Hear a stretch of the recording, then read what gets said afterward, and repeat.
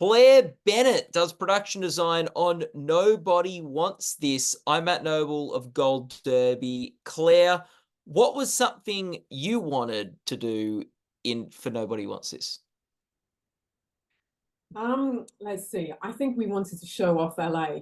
LA, I think, sometimes has a reputation of not necessarily being shown off that well or not having interesting architecture and such like. And I think one of the goals in this show was to really, show it as a vibrant city, to be our background for this love story. Like, so much of this show is about sort of the characters. Like, how much do who the characters are inform the choices you make with the set? Oh, so much of it, everything of it.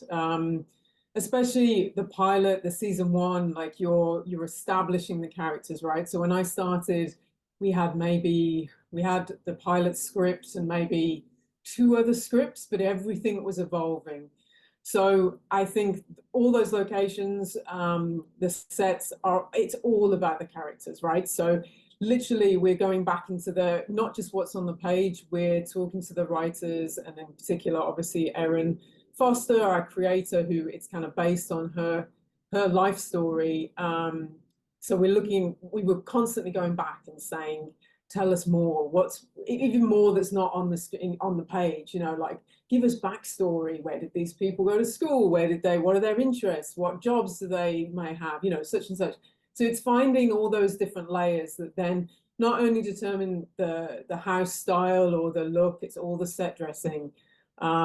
That's a critical part of production designing, to add these layers to make it feel real. What was the most challenging sort of set for you to work on here? Let's see. I think there's a couple that come to mind. We scouted a lot of houses to represent Noah's family home. Not only because we wanted to have a real contrast to Joanne's, which is the Kristen Bell character's world, also just sort of reflect it was perhaps more of a religious family. It might have different, not as American style, perhaps, it's a much more traditional home. And we wanted Joanne to be able to walk into that world and really feel slightly out of place. And so there was a lot of going back and forth with what the style of the house should be for that. And that was probably one of the latter locations that we found. And again, it's also, I think, a lot about, we talked about trying to show off LA, and there are lots of different types of styles and architecture going on. And I think we were trying to find a somewhat aspirational vein within everything that we found to make it a very positive background for our story, because even though, hence the title, Nobody Wants This, everything's against their relationship seemingly, we wanted to provide a very positive environment for the story.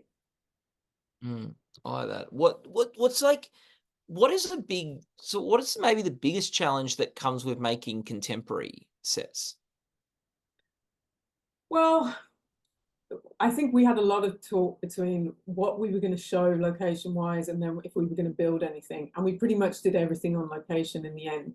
Because again, it's wanting to reflect a very real life environment. I think it's hard when sometimes you don't have the luxury of being able to build the set, that you're then having to find those locations. But it gives a real element to the show, right? It is the real thing. And from initial conversations, we were trying to work out, we actually didn't think we were going to be in the houses. We thought we were going to be out in a lot more restaurants because they were going on lots of dates and bars and such like.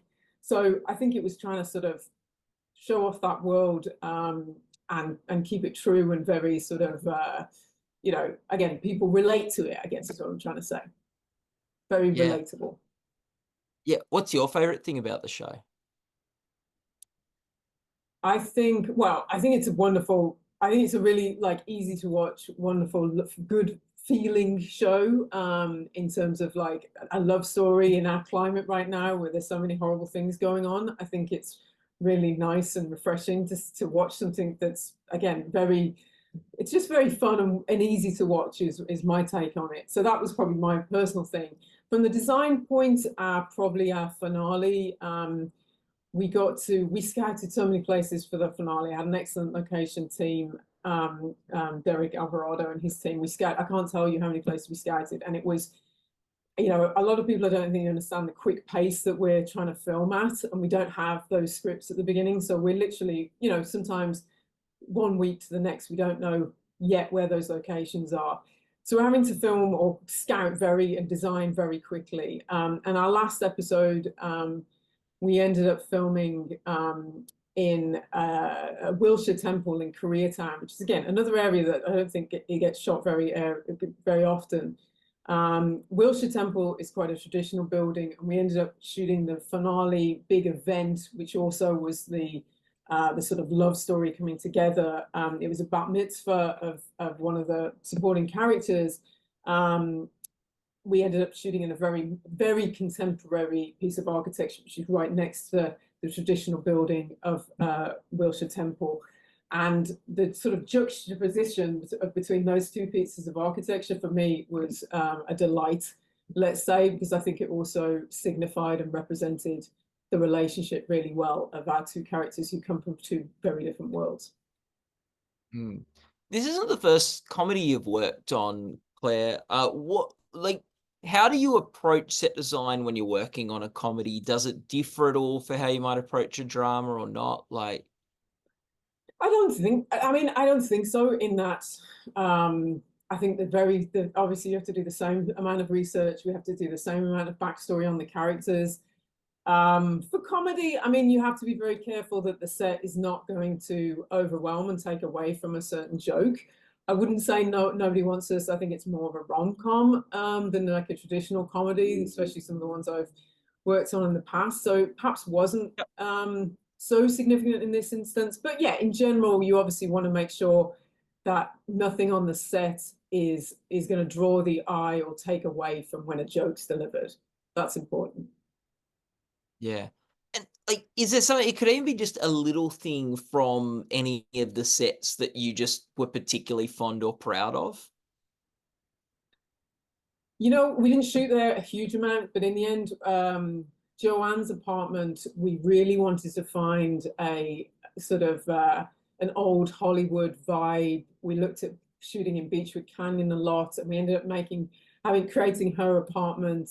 It was based on a location in Nichols Canyon, but we love the sort of old Hollywood vibe. There's so many just sort of boring apartments in LA that we really wanted to find somewhere that had some interest and some really sort of you know, something to throw back on to old Hollywood. So we found a place that had these beautiful curves and was, you know, built back in probably the 30s, and it just had some really nice architectural elements, which, I say, when it was first written on the page as just an apartment, we really wanted to push ourselves to find somewhere that was cozy and interesting for the audience to be able to view. So like, yeah, that's really cool.